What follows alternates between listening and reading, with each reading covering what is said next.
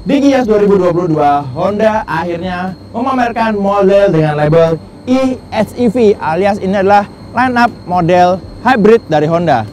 Ada dua model yang dipamerkan, yaitu Accord eHEV dan ini dia CR-V eHEV. Ya, ini adalah tanda bahwa Honda akan kembali memasarkan model dengan teknologi hybrid ke pasar Indonesia. Welcome to Carvaganza, and let's talk about car. Sekarang kita akan bahas CR-V eHEV.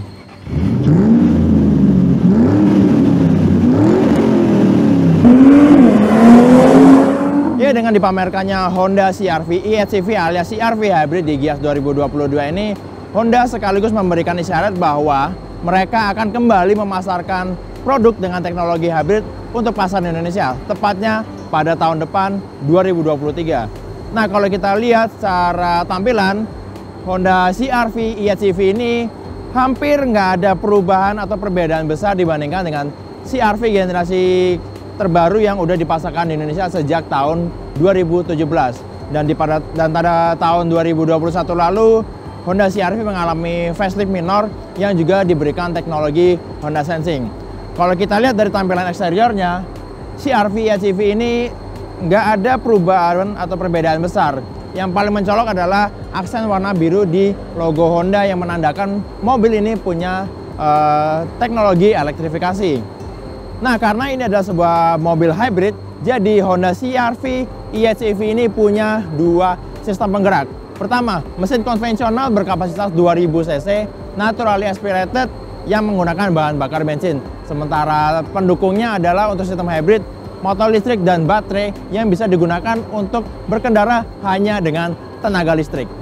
Nah, sebelum kita masuk ke interiornya dan coba langsung test drive mobil ini, saya mau ngasih tahu atau mau ngasih lihat kalau selain warna bodinya yang hitam, CR-V eHEV ini juga punya beberapa elemen tampilan yang juga digunakan warna hitam seperti di velg dan beberapa bagian lainnya. Karena kebetulan CR-V eHEV ini hadir dengan Black Edition yang pada tahun 2021 lalu juga meluncur di Indonesia, tapi bukan versi hybrid. Nah, sekarang yuk masuk ke dalamnya.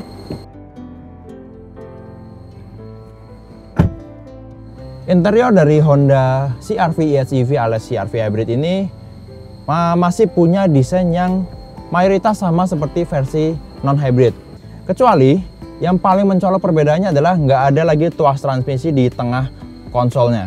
Karena sekarang semuanya udah diubah pengoperasiannya dengan sistem tombol seperti mobil-mobil listrik yang udah beredar di Indonesia. Jadi kalau mau masuk ke drive atau reverse tinggal tekan aja tombol yang ada di tengah sini. Posisinya persis menggantikan tuas transmisi yang ada di versi non-hybrid. Untuk fitur-fitur yang ada di konsol tengah ini, ada tombol untuk pengaktifan mode EV. Jadi CR-V eHEV ini bisa dikendalikan atau dikemudikan hanya dengan tenaga listrik. Kemudian ada mode Icon sama seperti di model Honda lainnya, dan ada mode Sport yang bisa memaksimalkan performa dari mesin pembakaran dan sistem hybridnya. Tapi yang unik adalah karena mobil ini dibawa langsung dari Jepang, ada beberapa komponen yang masih dipertahankan atau belum diubah seperti bawaan dari Jepang. Pertama, sistem infotainmentnya ini masih menggunakan interface dengan berbahasa Jepang. Begitu juga dengan MID atau Multi Information Display yang ada di panel instrumennya juga masih menggunakan bahasa Jepang. Interface-nya sedikit berbeda, ada indikator operasional EV-nya. Jadi kalau kita misalnya berkendara yang lebih efisien kemudian deselerasi, dia akan ada indikator kalau dia sedang charging atau mengisi ulang baterainya. Sementara kalau kita bejek gasnya penuh-penuh, dia akan ke arah power, yang artinya menggunakan performa penuh dari sistem powertrain mobil ini. Beberapa perbedaan lain, joknya elektrik tapi ini ada memory seat untuk dua yang nggak ada di CR-V pasar Indonesia. Kemudian di bagian kanan di balik setir bawah itu ada slot untuk kartu yang ada tulisan ETC 2.0. Sepertinya ini fungsinya untuk naruh kartu seperti e-money kalau misalnya kita mau masuk tol tapi nggak harus keluarin atau berhenti untuk ngetap pembayaran. Fitur keamanan atau kenyamanan, di sini masih ada panoramic roof yang bisa kita buka full sama seperti di versi Indonesia, dan Menarik, di sisi spion sebelah kiri itu ada tambahan satu cermin kecil yang disebut sebagai vanity mirror. Itu juga nggak ada di versi CR-V pasar Indonesia. Oke, itu dia perbedaan antara Honda CR-V eHCV dengan yang ada di pasar Indonesia. Sekarang kita coba langsung gimana rasanya dan performa dari CR-V eHCV.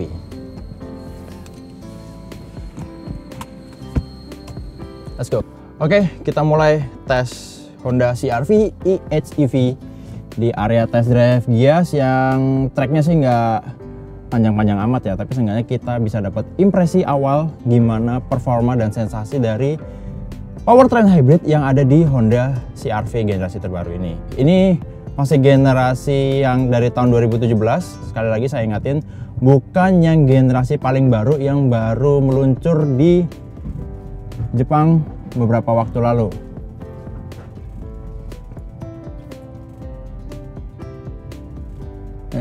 Ini U-turn lumayan sempit ya di area test drive ini. Tapi kita bisa rasain kalau ini mesinnya emang terhubung ke drivetrain-nya, karena putaran mesinnya nggak konstan seperti di sistem e-power yang ada di Nissan Kicks. Jadi mobil elektriknya masih punya mesin konvensional tapi sifatnya hanya jadi generator alias untuk charging baterainya. Nah, bedanya di CR-V eHCV ini, kalau kita sedang dalam kondisi berhenti, dia secara otomatis akan mematikan mesinnya. Jadi yang bekerja hanya baterai dan motor listriknya untuk membuat konsumsi bahan bakarnya jauh lebih efisien. Tapi secara bersamaan dengan adanya sistem hybrid ini, performa dari mesin bisa digunakan lebih maksimal, lebih optimal, dan secara bersamaan tetap dengan konsumsi bahan bakar yang irit. Karena memang itu tujuan utama dari diterapkannya sistem hybrid.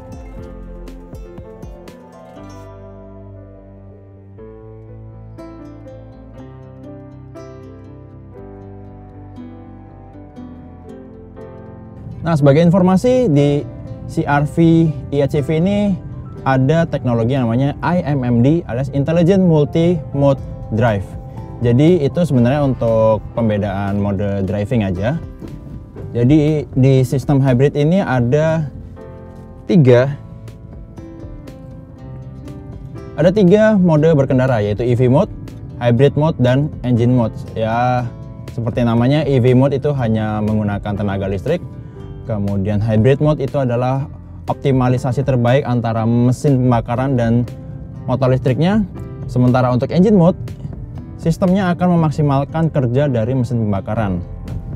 Nah, kalau dari karakter suspensinya kita lewat polisi tidur yang beruntun itu masih kerasa relatif sama rasanya seperti CR-V yang biasa alias non hybrid, tapi agak lebih keras karena memang ada berat tambahan dari hadirnya sistem hybrid, baik itu motor listrik dan juga baterainya. Walaupun baterainya nggak besar, tapi tentunya kehadiran sistem hybridnya memberikan bobot tambahan dan tentunya menuntut suspensi untuk bisa bekerja lebih kuat untuk menahan guncangan atau goyangan bodi yang lebih berat saat melewati jalan yang bergelombang. Sayangnya di area test drive Gias 2022 ini kebetulan lagi rame, dan untuk manuver putar baliknya itu agak sempit, jadi kita harus melakukan 2 kali manuver putar balik. Putar balik, setirnya enteng sama kayak CR-V biasa, tapi mungkin nggak semua orang, mungkin Anda belum tahu kalau CR-V eHCV ini drivetrainnya itu all-wheel drive. Jadi mesin pembakarannya itu gerakin roda depan, sementara motor listriknya itu jadi penggerak di semua rodanya. Sekarang kita coba akselerasi, mode normal.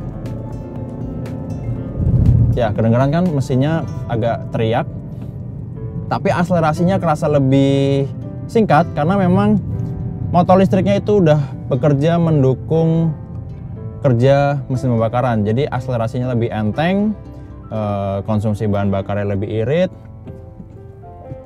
Jadi mobil ini punya performa yang lebih menyenangkan juga, tapi tetap lebih efisien. Dan kalau kita melakukan deselerasi seperti ngelepas pedal gas saat mobil lagi jalan, dia akan melakukan regenerasi energi listrik juga untuk ditabung atau disimpan lagi ke baterainya.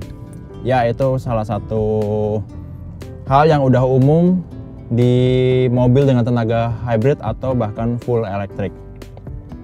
Tadi kita udah coba mode normal, yang kalau kita pencet ke mode icon juga sebenarnya hanya membuat kerja mesin pembakaran lebih irit untuk konsumsi bahan bakarnya.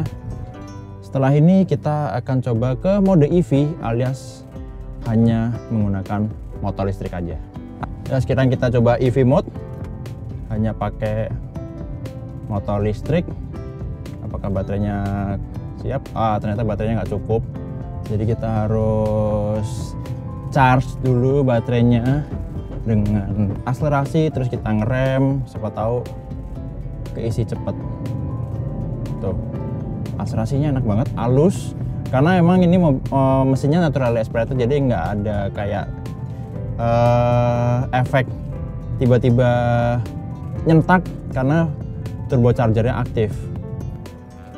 Ya, tentunya dengan mode EV ini kita jadi lebih senyap suaranya karena memang mesin pembakarannya mati. Ya, di sini kita lihat di setir ada pedal shift, tapi fungsinya bukan untuk pindahin gigi seperti di transmisi CVT CR-V yang biasa, tapi untuk mengaktifkan fitur regenerative braking sama seperti di mobil-mobil hybrid atau full electric lainnya.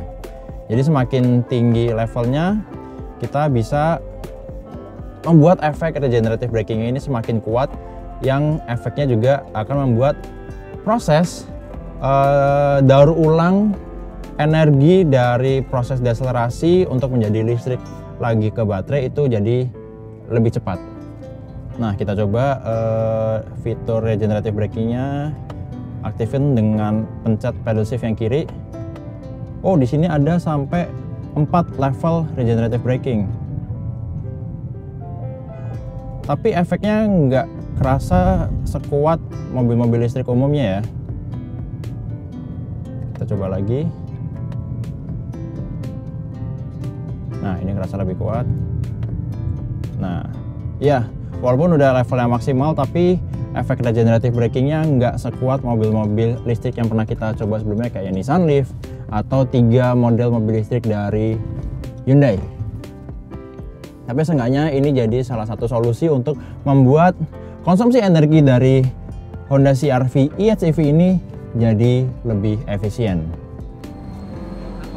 Nah, jadi itu dia tadi kita udah nyobain first impression sambil first drive juga Honda CR-V EHEV yang udah punya teknologi hybrid yang bisa dikendalikan dengan hanya motor listrik aja, dan tentunya punya performa dan konsumsi bahan bakar yang akan lebih efisien.